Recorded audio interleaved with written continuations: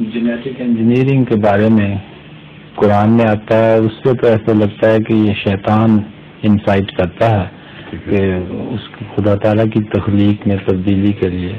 ٹھیک ہے، اس میں کو آپ روشنی ڈالیں گے؟ میں کئی دفعہ ڈال چکا ہوں، بارہا ذکر کر چکا ہوں، تفصیل سے بات کر چکا ہوں.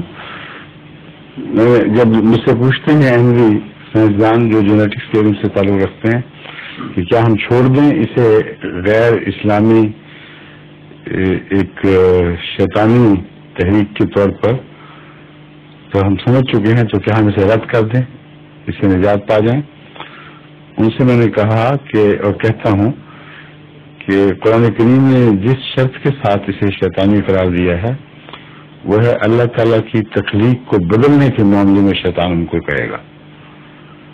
جینیٹک انجینئرنگ لازم نہیں ہے کہ تخلیق کی تبدیلی کے تعلق میں استعمال ہو. جینیٹک انجینئرنگ کا یعنی وہ انجینئرنگ کو کیا کہتے ہیں اردو میں؟ ویسے وہ زیادہ مشکل ہے میرے خیال میں، انجینئرنگ لوگ زیادہ سمجھتے ہیں. نہیں کاریگر، وہ تو صناعی ہے قسم ہے. انجینئرنگ جو ہے اس میں یہ بات قابل ذکر ہے کہ شیطان سے جینیٹک انجینئرنگ کا حکم نہیں دیتا، وہ کہتا ہے خدا کی تخلیق کو تبدیل کرو. اور جینیٹک انجینئرنگ کا مطلب ہے کہ زندگی کی بنیادی خلیوں پر ایسی تبدیلیاں پیدا کرو جو آگے دو شاخیں بن جاتی ہیں، جو تبدیلیاں زندگی کی بقا کے لیے اور خدا نے جس نقشے پر زندگی پیدا کی ہے اس کی حفاظت کے کام آئے. یہ حصہ شیطان نے کبھی نہیں کہا، نہ قرآن کریم میں اس کا ذکر ہے. دوسرا حصہ ہے ایسی تبدیلیاں پیدا کرو کہ نئے نئے انسیکٹس بناؤ، نئے نئے حیوانات تیار کرو اور نظام تخلیق میں اپنی طرف سے اضافے کر دو. یہ جو تبدیلیاں ہیں یہ شیطانی حکم کے تابع ہیں. تو دراصل ہر خدا تعالیٰ کی صنعت میں شیطان کچھ نہ کچھ دفع دینے کی کوشش کرتا ہے.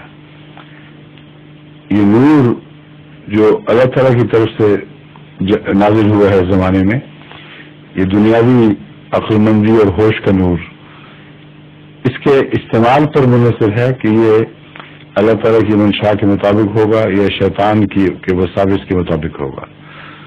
بس جینیٹک انجینئرنگ میں بھی اگر اس حد تک اہم سائنٹسٹ محدود رہیں، اور وہ جو اس سے بات کر چکے ہیں وہ یہ عہد کر کے گئے ہیں کہ ہم کسی دوسری ایسی شاخ کو ہاتھ نہیں لگائیں گے جس میں مخلوق کے خداوندی میں تبدیلیاں پیدا کرنا مقصود ہو، بلکہ مخلوق کے نظام کی حفاظت کی حد تک ہم رہیں گے.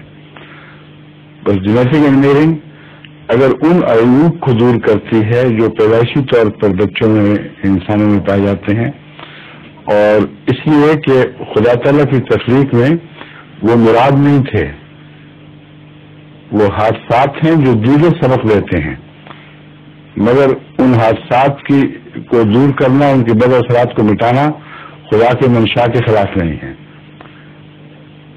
بلکہ ان حادثات کا ایک یہ بھی منشا ہے کہ تم علم میں ترقی کرو اور اپنے معاملات کو خود سلجھانے کی صلاحیت حاصل کرو، قانون قدرت پر غور کرو اور معلوم کرو کہ جہاں حادثے ہیں وہاں ان کا علاج بھی قانون قدرت میں موجود ہے. یہ مختصر فلسفہ ہے ان جینیٹک کمزوریوں کا جو کہیں کہیں دکھائی دیتی ہیں، اور انہی کی وجہ سے انسان نے ترقی کی ہے.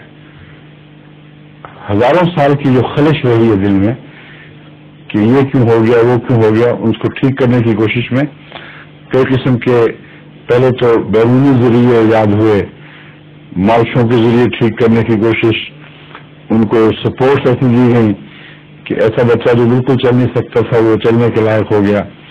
پھر اور کئی ذرائع اختیار کیے گئے جس سے وہ ایک زندگی میں ایک بھرپور حصہ لینے کی اہلیت حاصل کر گیا. اب یہ منزل آئی ہے، یہ اسی سفر کی دوسری ایک اور اوپر کی منزل ہے جہاں نیچے اترے ہیں سب پھر سائنسدان، اور جو خدا تعالیٰ کے کی تخلیق کے بنیادی ذرے ہیں ان میں ڈوب کر دیکھے کہ وہاں کیا واقعہ ہوا تھا. اس کو ٹھیک کرنا ہرگز شیطان کی وحی کے مطابق نہیں ہو سکتا، ناممکن ہے. سمجھے؟ بس ویسی تبدیلیاں اور ہر اس نوع کی تبدیلیاں جو جینیٹک انجینئرنگ کے ذریعے اس غرض سے کی جا رہی ہیں کہ خدا تعالیٰ کے پیدا کردہ مخلوق میں اضافہ مقصود نہیں، بلکہ اس کے اندر کمزوریاں دور کر کے اس تخلیق کے نقشے کے مطابق بنانا ہے جو خدا تعالیٰ نے دراصل بہترین تخلیق کا نقشہ بنایا ہے، یعنی صحت مند صالح انسان. اس کو کوئی شیطانی تحریک نہیں کہہ سکتا. سمجھے؟